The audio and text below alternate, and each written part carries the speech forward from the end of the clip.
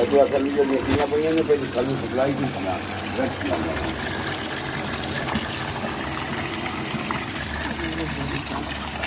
हाँ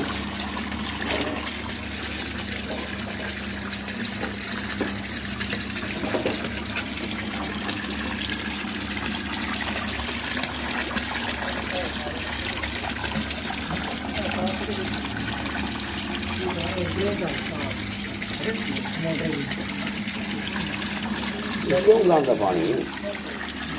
नलका क्यों पानी लाता तो रीते जे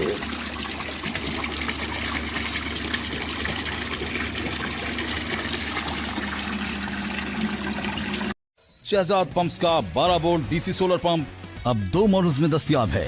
जो अपने हाई क्वालिटी वर्म की वजह से पानी दे फुल प्रेशर से और चले साल हा साल। जानने के लिए अभी लर्न मोर के बटन पर क्लिक करें।